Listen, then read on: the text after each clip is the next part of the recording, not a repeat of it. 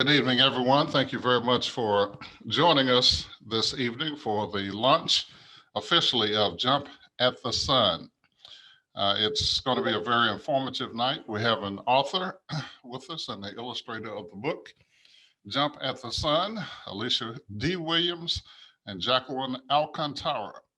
You'll be have the opportunity to hear from them, along with a teacher in our public school system, Laquita Best, and also the Director of Social Studies in the school system, Rebecca McKnight. We'll also give you the opportunity to support this organization, this grassroots effort, through purchasing a book or books to support the effort. This time we're going to take a moment to show you a very short video, after which we will have introductions of the organizations and individuals that are part of the effort, and then we'll move into hearing from the author and the illustrator. We can look at the video now.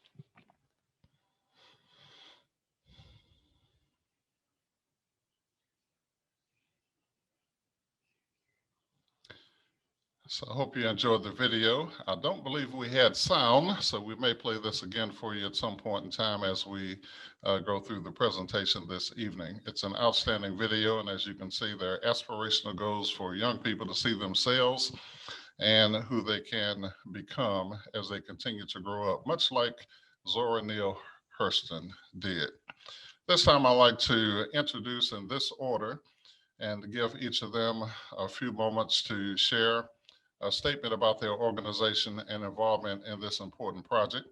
We have today A4E, Action for Equity, Mr. Ricky Johnson, Bookmarks, Ashley Bryan, Heritage 365, Cheryl Harry, Read, Write, Spell, Esheron Monroe Johnson, and the Winston-Salem Alumni Chapter of Delta Sigma Theta Sorority Incorporated, Marietta Smith. So Ricky, if you would be first, please. Good evening, everybody. My name is Ricky Johnson. I serve as a doctoral intern to the Board of Action for Equity. And we are here to push and support Jump at the Sun because we know and acknowledge that the current social studies standards and the curriculum falls short,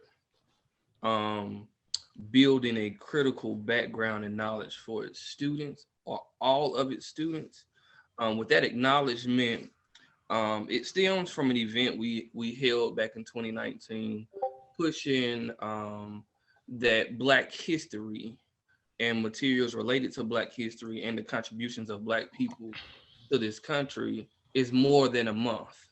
That also followed the push that has been going on for years from the community for a mandated African American course for high school students.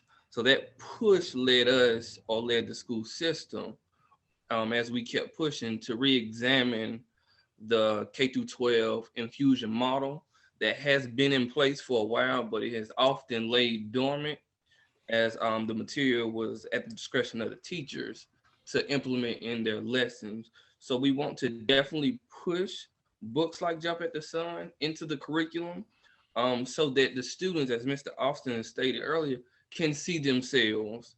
They can have a reflection of themselves. They can see themselves and they can be inspired by what they see. We also want to push not only for it to be infused, but for the culturally relevant pedagogy and culturally relevant material to be mandated throughout the school system. And that's why we are here to support and push Jump at the Sun. Thank you. Thank you very much, Ricky. Ashley? My name is Ashley Bryan. I'm the Youth and Schools Manager at Bookmarks.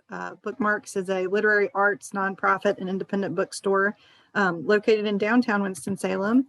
Our tagline, "Books with Purpose," directly aligns with this initiative, and we are just thrilled to be a resource for our community and to work with all of these organizations for to help get this off the ground. Another part of our mission is to connect readers with authors, and we are just glad that we were able to help this event happen and bring Alicia D. Williams and Jackie with us tonight. Thank you very much. Cheryl? Hi, good evening. Tricultural Arts is proud to be a local leader in cultivating a culturally competent community. And as such, our latest initiative, Heritage 365, offers curated educational resources and experiences designed to ensure every community member and student has access to tools and resources for the development and strengthening of one's self-identity, an immersive educational experience that delves into our history, and resources to understand the important role Blacks played in shaping our society.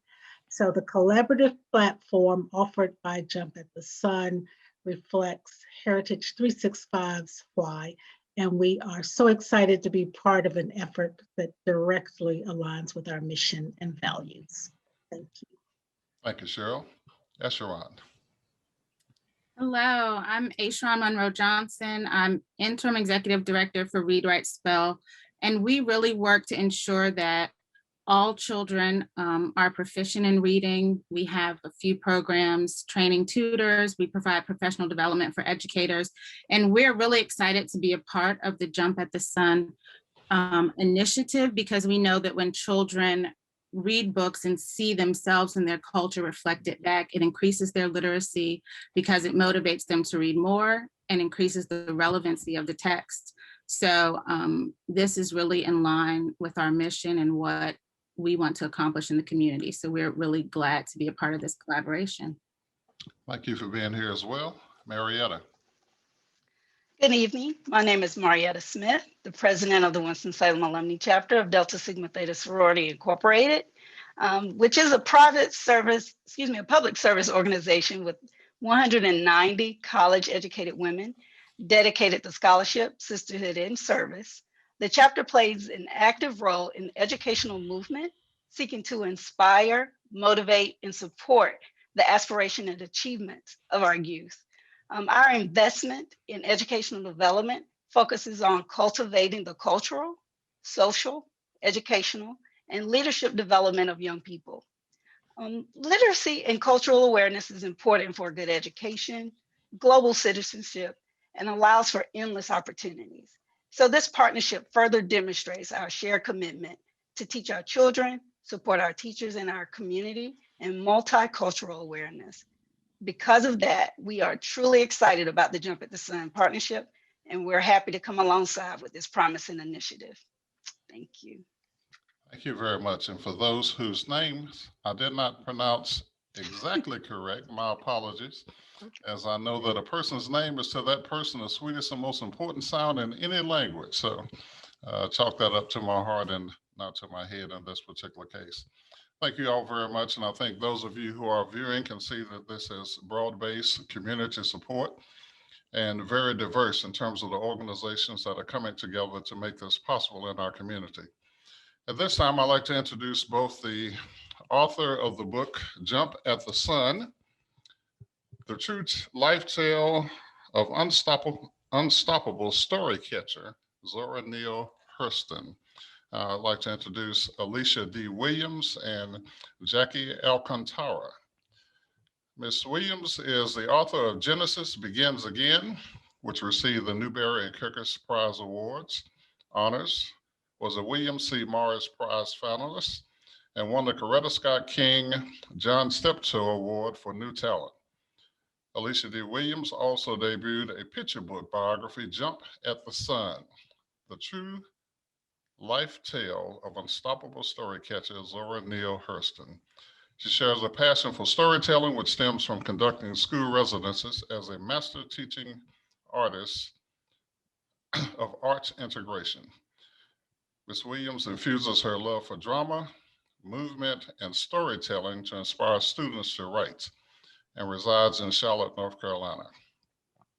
Jackie Alcantara is a freelance illustrator and educator. She is fueled by dance music, carbs, and coffee. I found that very interesting. Her debut picture book, The Field, written by Baptiste Paul, was named the best book of 2018 by School Library Journal, Horn Book, Kirkus Reviews, and Shelf Awareness. Freedom Soup, written by Tammy Charles, has been named a Kids Indie Next Pick, a Kirkus Best Book of 2019, and has received 4-starred reviews. She has 2 books releasing, one of which is Jump at the Sun, written by Miss Williams, and Your Mama. That should be very interesting as well, written by Miss Ramos.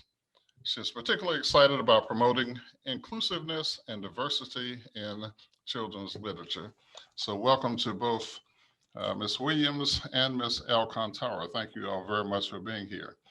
So Ms. Williams, thank you for taking time to be with us this evening. This is an outstanding book that I had the opportunity to read today. Share just a little about what inspired you to write this, and also about when you first met Zora Neale. I think you tell a story about being in a library and someone giggling and wanting to know more about that.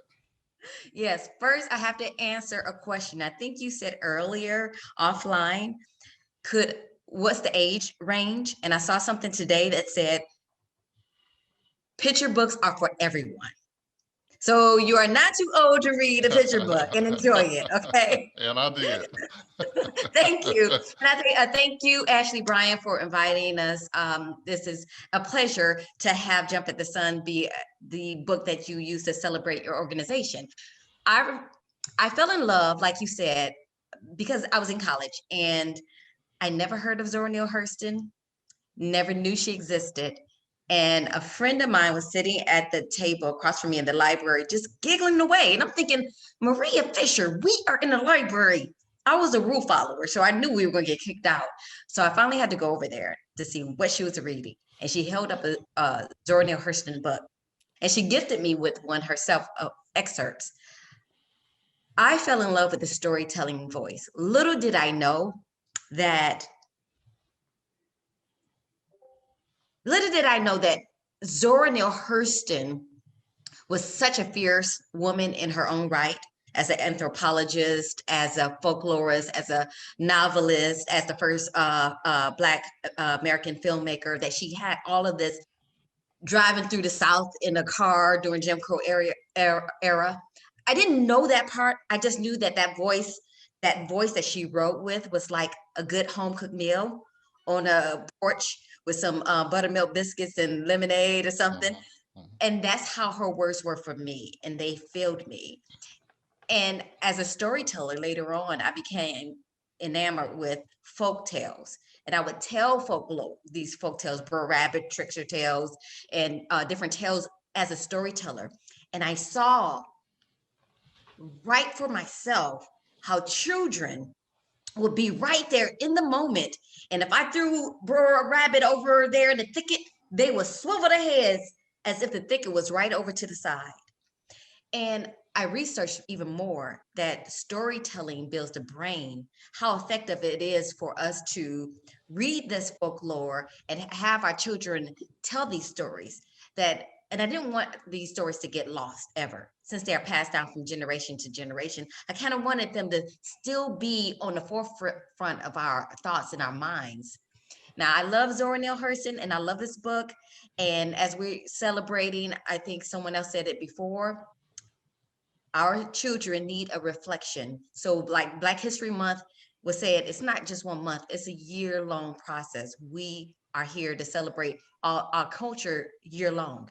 So what that means is during that month when people usually set aside to study Black people and moments and achievements, it's usually put in a place of oppression, where we're fighting for civil rights, or we're always fighting through slavery for our freedoms, which could be traumatic if we're only presenting a history in a oppressed state. So Zora Neale Hurston and some other stories are about the livelihood of Blacks, the storytelling of Blacks, the joys of Blacks who achieved other things, who invented other things. So I'm hoping that we understand the balance that we have to give our children with this story. So it's interesting, you use the word storytelling. So you are telling a story or narrating a story, but she is referred to as a story catcher, which I found very interesting. What is the genesis of that, or what does that mean, or what did it mean to her? Well, as a little girl, she would overhear all these tales, the colloquialism, the chants, the stories, the long tales, short tales. She would hear all of these things. And as an adult, as an anthropologist, she had to go collect them. So when I say a story catcher, she's catching these stories that we told within our own communities that we never, that would have died out if we weren't collecting them and writing them down. So she caught these stories that our folks were throwing out, and she put them right down on paper. So that's exactly what a story that I'm just a beneficiary. She caught the stories, and I'm a storyteller just telling what she caught. You know, it seems at one point in the book, she talks about, I believe, or you write about how she left home one day, and she might stop a car and get in the back seat, and she just starts telling stories. So she had that ability to capture attention. How do you hope to capture attention with this book and other books that you're writing that folk are drawn into it as they are with this one? Oh, specifically for this one, I do hope that it's my vision that people read this book and fall in love with the idea of that they can be an oral storyteller. How important it is to tell stories to children, whether they're our own family stories, to collect them, to catch them, and to record them. And to not only that, to bring a forefront of our diverse stories, period. So with the Genesis Begins Again, it's the story of a girl who hates herself because of her dark skin, right? And her natural hair, and she goes about changing herself. That whole story of colorism and where it comes from, that is so important that we no longer sweep under the rug, that we actually talk about. We talk about the brown bag. We talk about where it comes from. And just like in Zora, we talk about tilling the land and sharecropping, and why we came to the North during a great migration, and the Harlem Renaissance, and dancing to Charleston, and all these fun things, that we keep this history alive and cherish it in our diverse stories in all its multifaceted ways. You know, in the very beginning, we had a video, and that video has individuals who are accomplished within the community and children who look like them. And obviously, it's an aspirational goal for them. So there's someone looking at you saying, I want to do that. I want to be like you. What was your motivation for writing, or the encouragement to continue to write, to be where you are today, for those who are looking, who may share that with their young child? It was my daughter. It was my daughter. I tell you why. Because as a little girl, I grew up wanting that affirmation. I wanted someone to say, you're good enough. I wanted someone to say, I'm proud of you. You're amazing. Little Alicia, you're brilliant. And I never lost that need to have affirmation. You know how we all are growing up. What do you want to be when you grow up? I'm gonna be an architect. I'm gonna be something, just so we can get that ooh, right? And I never grew out of that. And one day I looked at my daughter and I said, I want you to be, and my thought was, I want her to be brave. I want her to be bold and fierce. I want her to question things. And I thought, how can I expect this from her if I'm not going after what I really want? And so that was the catalyst to say, okay, Alicia, I want you to do what you are set on this earth to do, so your daughter can say, my mommy did it, so can I. So in other words, you decided to jump at the sun as well, right? I see what you did there. I see what you did. Just what Nora's mother told her to do at that time. So I know that you're prepared to read an excerpt from your book, and I'd like for you to do that, followed by Jackie coming in to talk about illustrating it, but I would have a question for you as we transition to her. So would you please afford us the opportunity to hear an excerpt from the book? Great.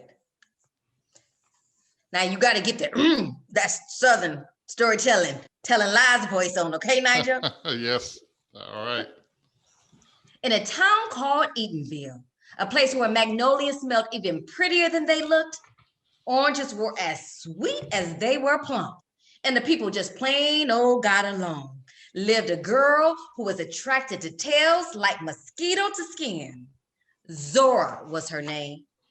Zora got to loving tales from hearing the town folk swap stories at Joe Clark's general store. Oftentimes, Mama sent her over to fetch a little sugar or salt, and Zora would stall, make a 10-minute errand last an hour, just to overhear tales like how that trickster Brer Rabbit always got the best of Brer Fox. Only thing that pulled her away was Mama calling, "Zora, if you don't come here, you better." When there were no errands to run and Zora couldn't get an earful of tales, she'd make up her own. She fashioned dolls from scraps she found. A loose doorknob became Reverend Doorknob. The do not touch pear-scented soap was carved into Mr. Sweet Smell. Ears of corn were hewed into Miss Corn Shuck and Miss Corn Cob. Zora has stories to tell, and stories needed characters. Ah, there we go. That's at the bottom. Hello, Reverend Doorknob. Smelling good, Mr. Sweet Smell. Thank you kindly. Hello to you, Miss Corn Shuck. So we have speech bubbles that I kind of skipped because you couldn't see it. Had I known my fascinating and brilliant cohort over there was showing the pictures, I would have read them. Thank you very much for sharing that. So how did the two of you connect, you and Jackie? How did you choose her as an illustrator, and how pleased that you at the work she's done, which really brings us not only in vibrant colors, but it really puts you in the setting?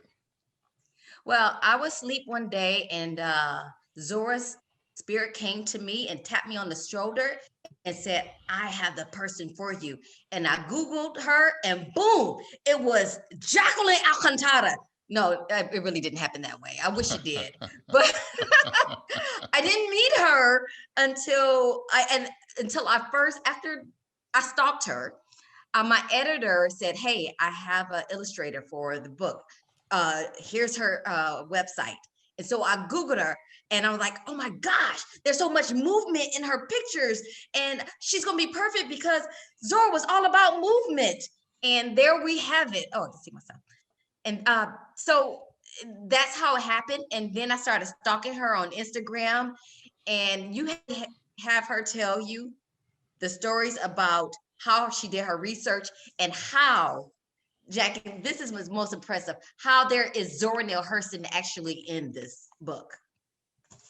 Well, that is a great transition. So Jackie, thank you again for being with us as well. Oh, So it's my pleasure. tell us that story. The colors that you use. I like color, and it's just so much vibrancy throughout the course of the book. And you really do feel like on each page, even though it's a picture book, that you're there with what's being told at that time. Well, with color, I usually try to kind of think about the environment first and pick up some little color swatches from that. So I actually started with the magnolia flowers, and playing with the color, or just kind of picking up the pinks and purples, and then of course with the sun, you know, the whole theme with jumping at the sun. I knew orange and yellows had to be a really big part of that. But then I went down to Florida to do research because I'd never been to Central Florida before, and for me it was really important to meet the people that lived there, see the, you know, just get a really good sense of the place, or at least as good as I could, considering it's set, almost 100 years ago. So then I knew what kind of greens and what kind of browns from Central Florida that I wanted to pull into, and then kind of just, that was the start of the color, I suppose. So one question that has come up, and for those who are viewing, if you have a question, feel free to add that to the chat and we'll attempt to get that in. Is there tension between author and illustrator? You know, you have a person who's written a story and now someone who's illustrating what they've written to ensure that that sort of comes together like a hand in a glove. Is there any creative tension there, or how was that experience between the two? I mean, there's not a tension because we don't get the opportunity to talk to each other until the project's over. But it is a lot of pressure. I feel like taking somebody's words and bringing that to life visually. And then in the case of biography, also doing it justice to the real person, you know, to Zora herself, and to be thinking about how to capture her personality as accurately as I could from what I could, you know, gather. So doing justice to Alicia's work and to Zora's work in this was, you know, on the forefront of my mind the whole time for sure. But there wasn't necessarily tension. And it was interesting because I didn't really even get any information from the publisher, any research that Aishah had done. They really give illustrators a lot of freedom to, you know, bring yourself and your ideas into the project before, you know, trying to get too many cooks in the kitchen. So really trusting the illustrator with what they want to contribute to the story as well. Okay. So in that regard, they do a really great job of eliminating that tension, I think. Right. Yeah. So can you show us some of the pages in the book? And one question I have is, as I mentioned earlier, you feel like you're a part of the setting and the scene that's being talked about at the time, but as Aishah just indicated, you have those word bubbles.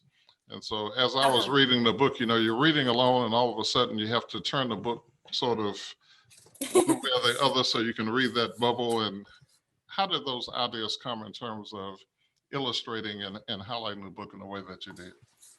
Well, actually, the idea started with Aishah. She wrote that into the manuscript because she was trying to find a way to incorporate snippets of folktales into the story, which was one of the things I absolutely loved about it the first time I read it. And so it was her idea to include the speech bubbles right off the bat and have little snippets of the folktales throughout. And then I just kind of picked up on that theme and added them in additional pages wherever I could. So I wanted the cute little characters that young Zora invented to have speech bubbles. And then we'll see another page later on in the book where when we kind of talk about actually folklore and folktales and what that is, the passing down of story to, you know, through generation to generation. Mm-hmm. And so on certain pages, I just kept rolling with that idea because I thought it worked so beautifully on the other pages where she had already put it in. And then she went back in and kind of added a bit more text to fill those speech bubbles up. So as I asked Aishah earlier, there's someone who's looking at you saying, I want to do that. I want to illustrate. I want to color. I want to be an artist. What inspired you to do that? And what would you say to that person, that young child or student who's listening or looking at this now or reading about you? I hope so. I hope there's a lot of kids out there that now are having dreams of being an illustrator or author that didn't even know it was a real job before. Because I certainly didn't. You know, it took me a long time and I had jobs and careers before I really dove into being an illustrator because I didn't even know it was a job. And I think that's true with a lot of, you know, just being able to see yourself in books, but then also to see the people who create them, to see more diverse people behind the projects, directing the movies, writing the books, illustrating the books, starring in the roles, because then you can really start to see yourself in all these different, doing all of these different things, not just being the character in the book, but making the book, making the movie. But I didn't come to it right away. It took me a while to kind of figure out that it was a real thing, like I said before. But I was originally an art teacher. I taught high school art and then got laid off. So I started doing other things and just kind of pushing myself to, as Aishah said, the thing I was telling my students, you know, take this seriously. It's a real job. Do it. You know, I just took that advice for myself and tried to make it a reality for me. So advice I would give,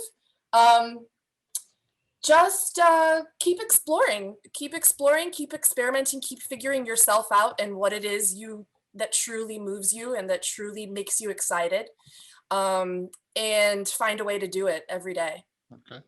So one final question for both you and Aishah before we transition to Laquita to talk about her experience as a teacher of a representative curriculum. What are you all most proud of about this work, this collaboration, this illustration, and this storytelling? Nigel. Oh, Question. I wasn't expecting that one. I have to say, when this book came, and I wrote that one first, but when this book came, I had to pause, and I couldn't help but repeat, I wrote a book. I wrote a book because of its beauty. But I think the most beautiful thing is, one, I feel, well, it's two. One, I feel it honors Zora in the way that hadn't been done that I know of for children and adults to share alike. And two, the responses that I get from readers who are proud to say they're sharing these stories with their children. So adults who love Zora pass this on to their children like a folktale. And what about you, Jackie? Yeah, and I would say that just it's going to make so many more people aware of her work and aware of her amazing, courageous, adventurous, you know, spirit, that wouldn't otherwise maybe know until, you know, if they were reading her novels like later in life, because most of her work is for, you know, adults. Now we get to introduce it to really young people, and they're going to be able to know who she was and be inspired by her story way ahead of you know, where maybe we would start to realize her work as adults. All right. Well, thank both of you very much for being here this evening. You can tell your passion and enthusiasm for what you do, and it certainly is reflected in the book itself. So I encourage everyone to get a copy of it. There's information in the chat, and we'll be sharing other ways in which you can donate to this project and purchase books as we continue to go further in the program. At this time, I'd like to introduce a teacher in our school system, Laquita Best. She's an 18-year educator, works at Peachtree Elementary School here in Winston-Salem for Forsyth County Schools. So Laquita, thank you very much for being here.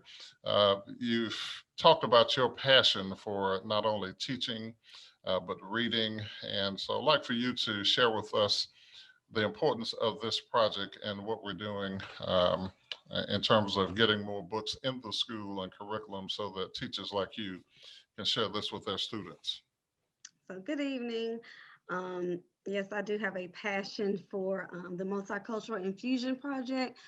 For me, I feel like it's very vital to engage our students in culturally relevant lessons that were mentioned earlier with some of the panelists. So having these culturally relevant lessons within my classroom is very important. Being able for my students to see themselves in stories, having characters who not only look like them, but who may speak the same language as they do, just making that relevant for them.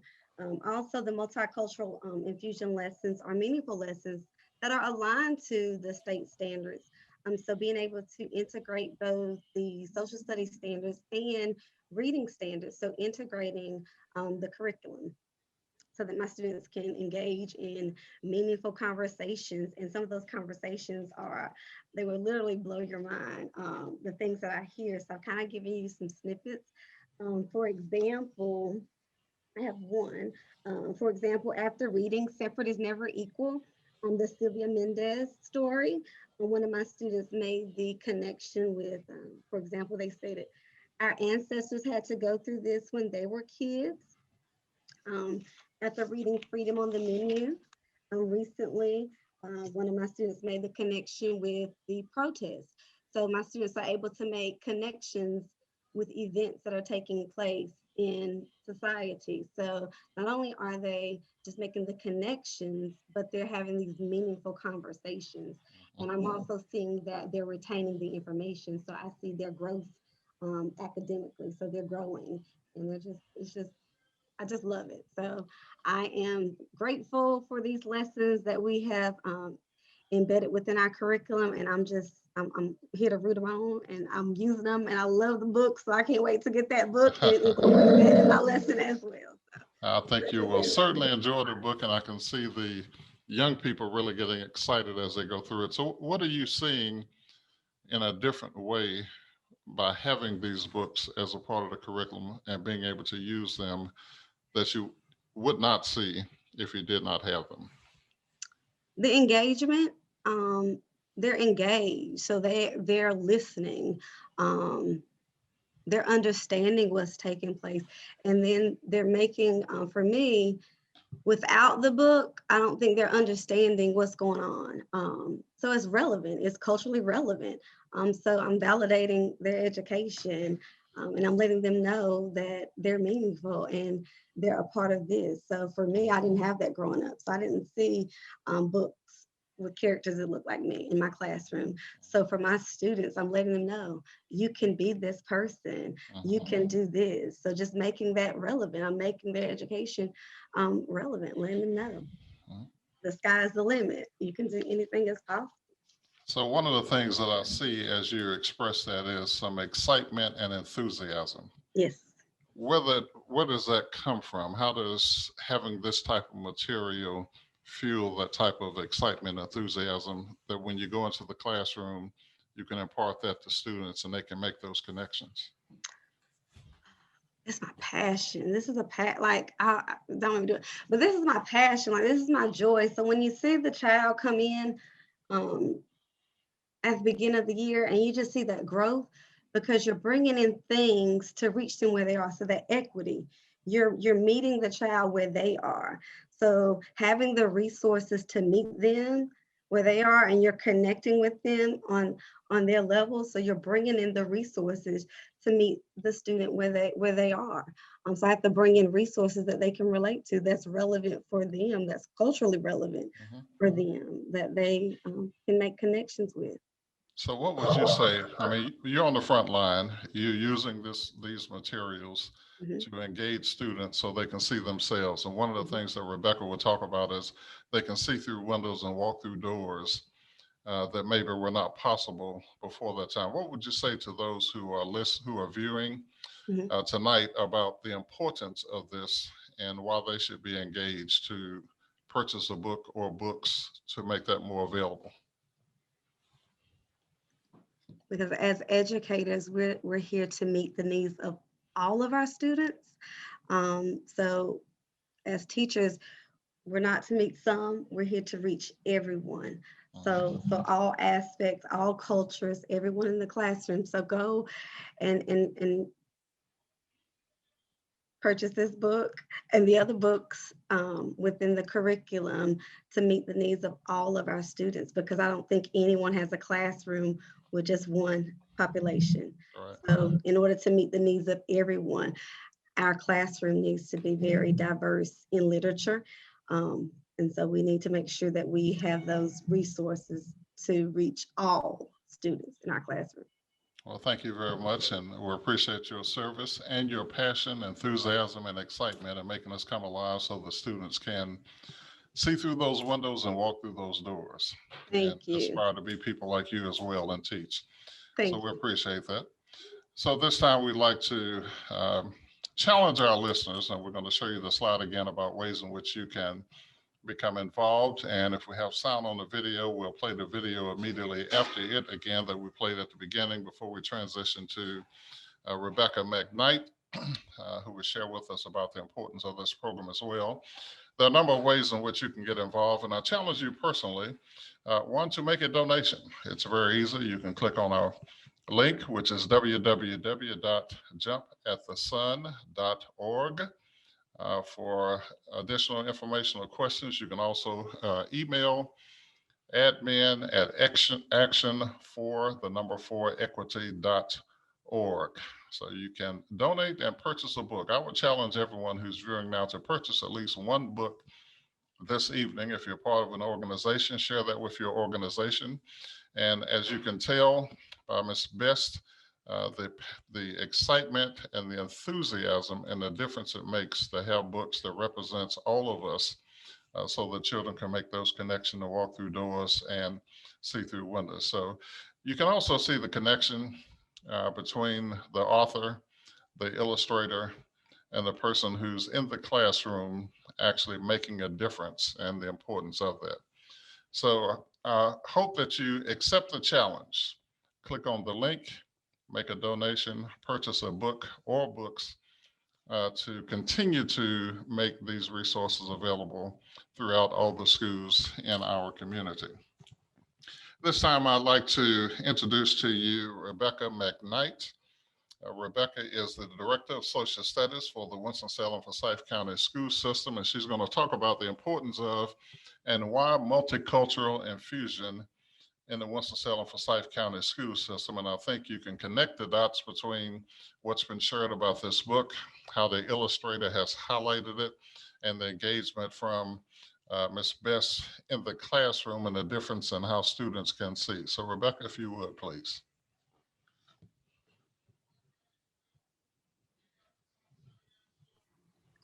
Good evening, everyone. Thank you, Nigel. Thank you, Ms. Best, for coming, and thank you to our author and illustrator. It is so important that our students see themselves in the curriculum that they are learning, and that all students that we teach, whether they're Latinx students, whether they're African American, American Indian, Asian students, white students, it's crucial for student academic success and for social emotional growth to make connections and see themselves in the text that we as teachers provide for them. And that's something that's important K-12. It's not just an elementary thing or a middle school or a high school thing. It's something that is crucial for all of our students learning. And the Cultural Infusion Project here in Winston-Salem is a project that helps provide that opportunity for students. It was started in the mid-1990s in the Office of Multicultural Education.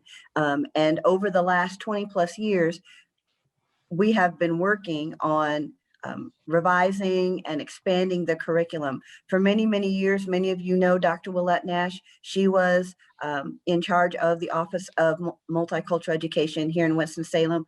And the work that we currently do and continue definitely stands on her shoulders, and she stands on the shoulders of the people who began this cultural infusion project.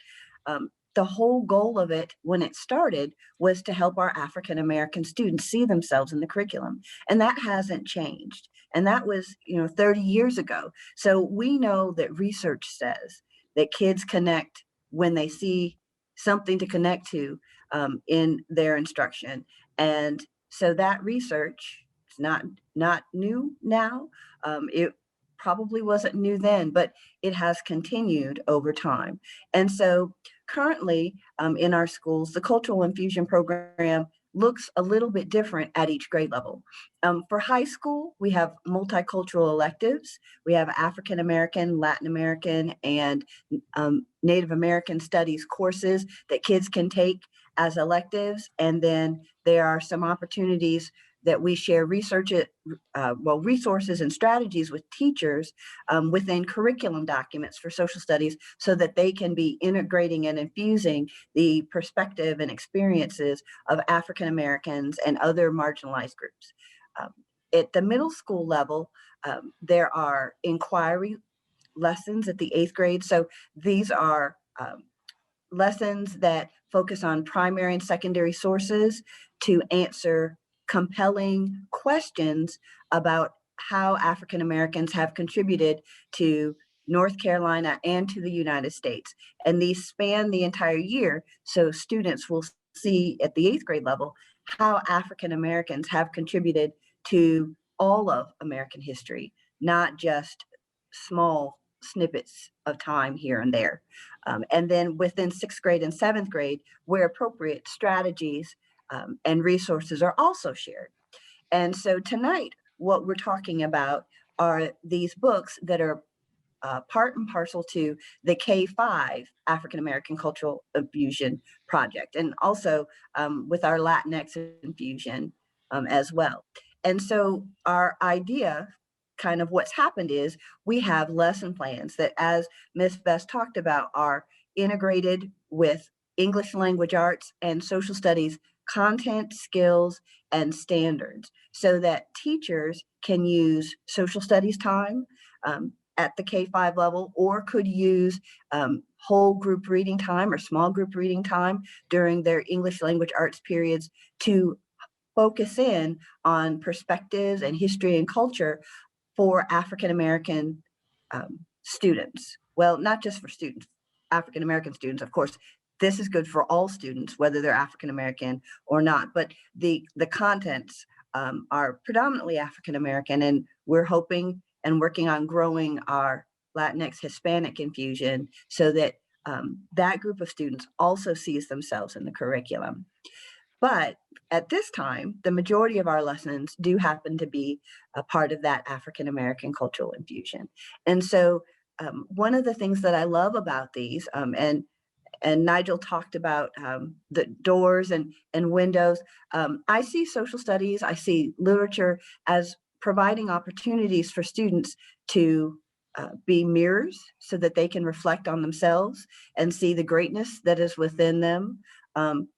To use this text and this social studies and these picture book opportunities as windows so that they can see out into the world and learn about history and culture and contributions that they didn't know about. And then finally, the doors is really interesting. So they're reflecting with the mirrors, they're looking out at the world through the window, and the doors, hopefully they'll be inspired to step through the doors and take some of what they have learned throughout their interaction with those cultural infusion texts and the lessons to make a difference in their community. There are several books that talk about civic action.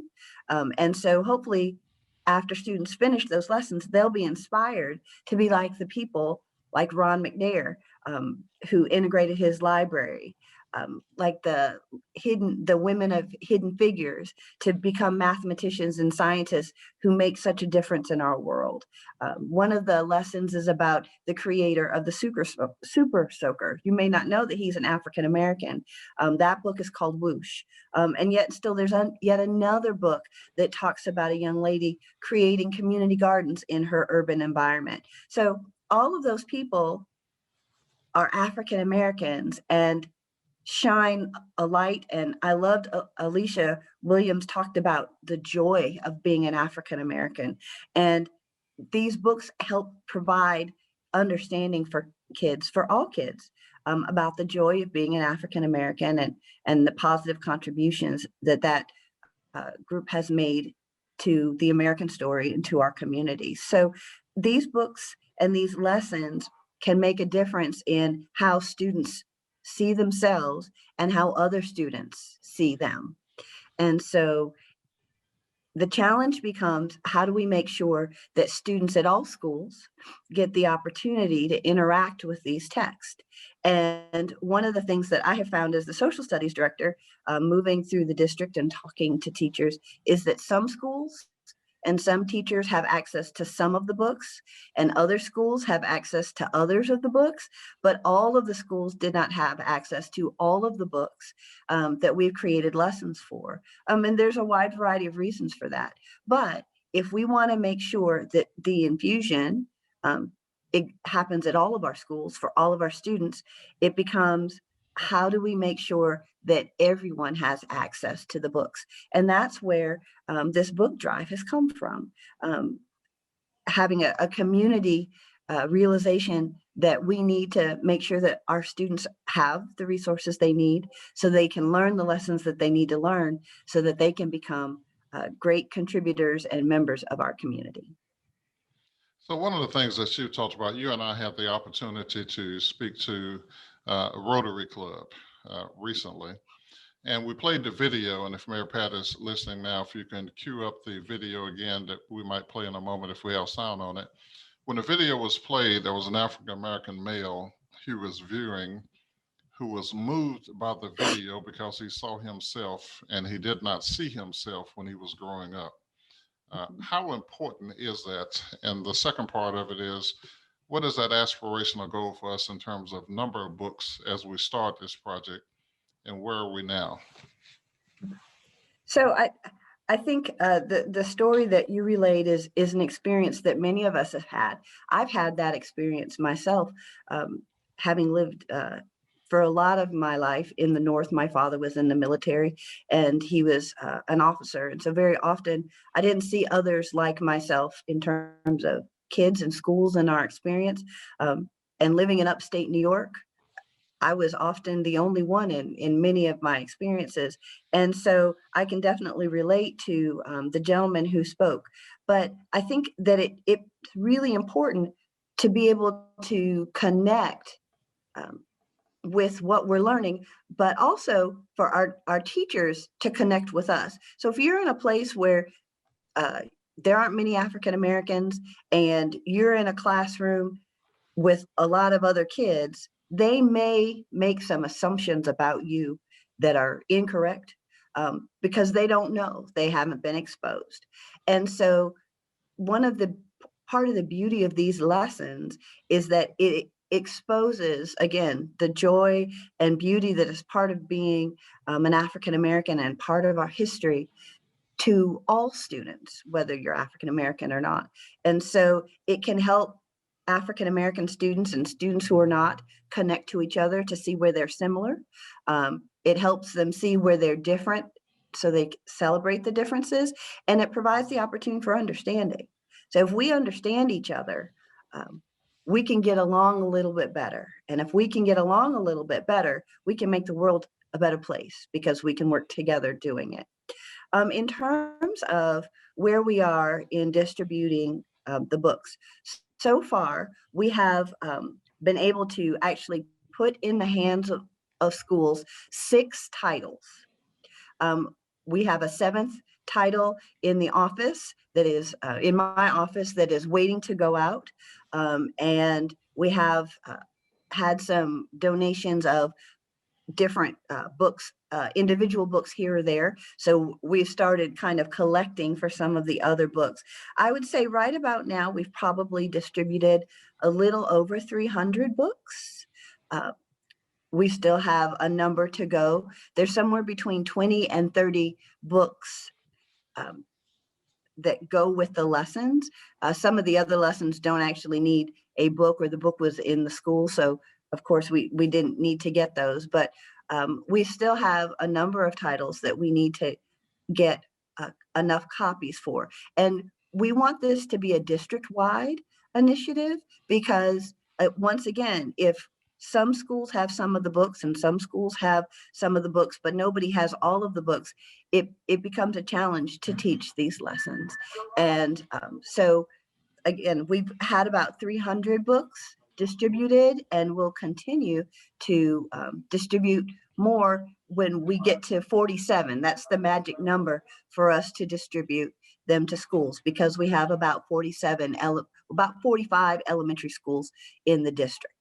Okay.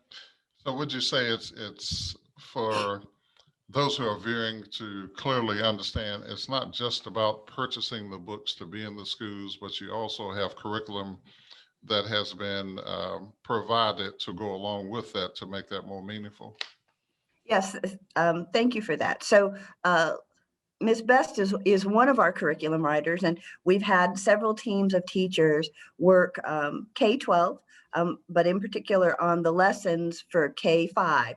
And so we have full-blown lessons that provide teachers with everything that they need in order to share the stories with students, except for the actual physical book. And so of course you can go online and maybe find a digital reading, but it's so much better for kids to have a book and to be able to interact with the teacher as he or she reads the story. So there are curriculum materials for teachers to use. They don't have to create them. We've provided, as I said, all of the pieces and parts that they need to teach the lesson, except that hardcover, I can hold it and read the story to you story. And so that's the beauty of this initiative, is that it's rounding out this curriculum that we have that will be shared with students all across our district. So we had someone in the chat who's a teacher who indicated that they are quality and that she has enjoyed using them.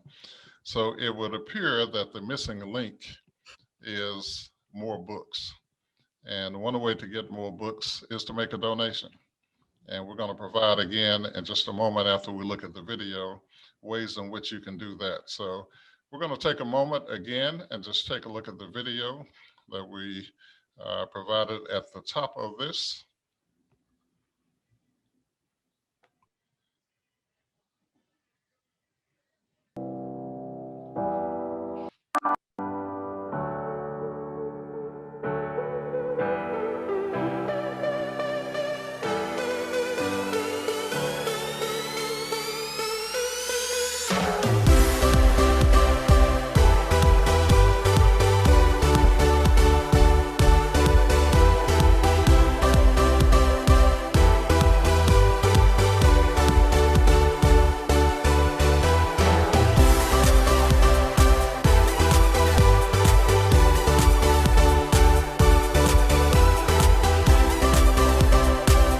Get involved. JumpAtTheSun.org.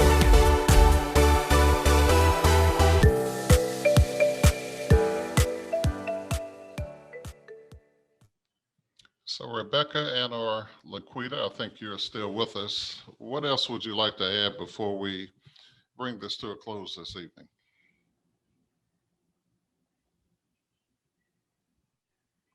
Well, I just want to publicly say thank you to those who may have already made a donation, or to those who wanted to get some more information and came this evening. I think this is a community effort because ultimately it impacts all of us. Our kids now, they're going to be taking care of us in, well, the distant future for some of them, but in the not so distant future for others. And so it's in all of our best interest to do all that we can to support their social emotional growth and well-being, to make sure that they know as much about their history and culture as we possibly can, and just to help them become the very best people that they can be, not just because it's good for us as a community, but because it's good for them. And so I think knowing that this is, again, a community initiative, because we recognize that we need to work together to do what's best for our kids, is really a wonderful thing. And I just so appreciate the organizations who have come together to help create Jump at the Sun, and who are pushing the book drive forward,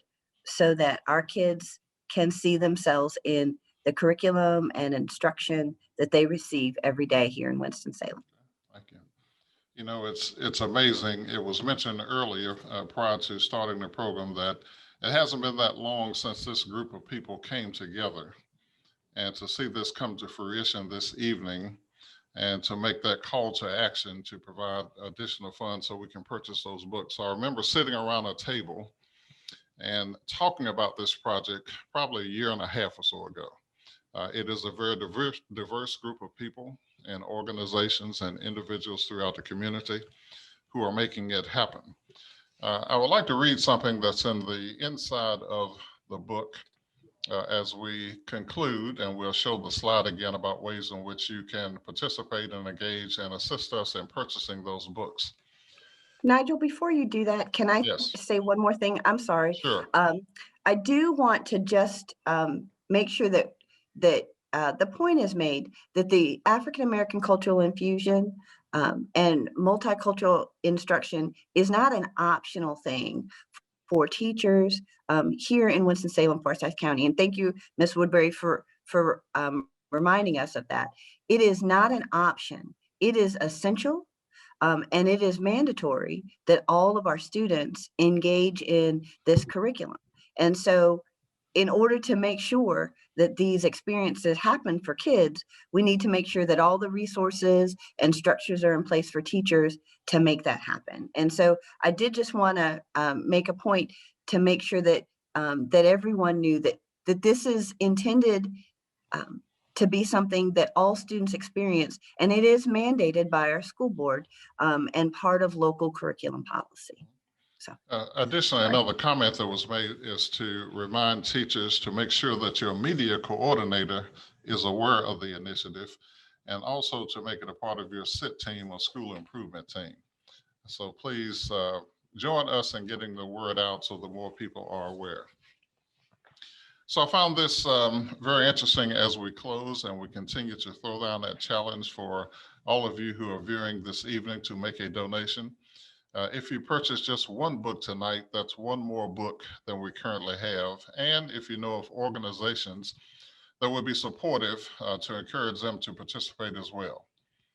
Zora was a girl who hankered for tales like bees for honey. Now, her mama always told her that if she wanted something, to jump at the sun, because even though Zora might not land quite that high, at least she'd get off the ground. And Zora jumped. She jumped to Joe Clark's general store to listen to the tales of Brer Rabbit and Brer Fox.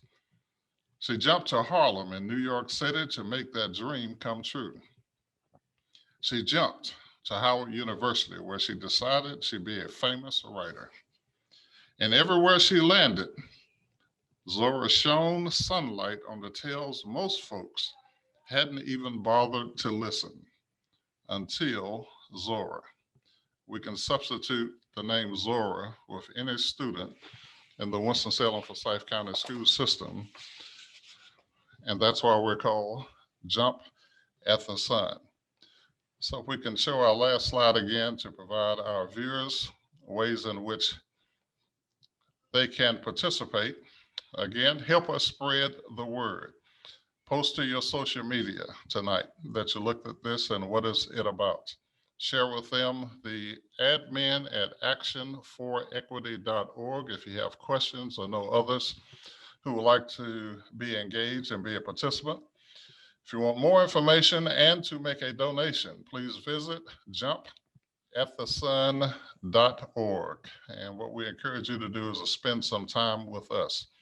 As you can tell by the video, you can understand how the young man who viewed it several weeks ago when Rebecca and I spoke to Rotary was moved by seeing someone who looked like him and was inspired to just share that he did not have that when he was growing up in school. And that's the experience, not only for African-American youth in our school system, but for all students in our school system, to expose them and so others can look through windows and walk through doors.